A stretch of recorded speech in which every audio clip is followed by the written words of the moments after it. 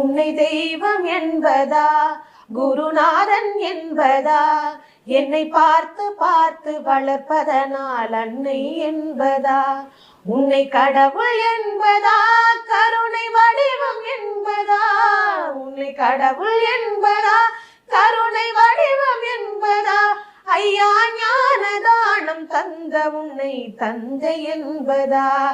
உன்னை தெய்வம் என்பதா, குருநாதன் என்பதா, என்னை பார்த்து பார்த்து வளர்ப்பதனால் அன்னை என்பதா, சேரும் செல்வம் எல்லாம் உன் அருளன்றோ, பாடும் பாடல் எல்லாம் உன் தயவன்றோ, சேரும் செல்வம் எல்லாம் உன் அருளன்றோ,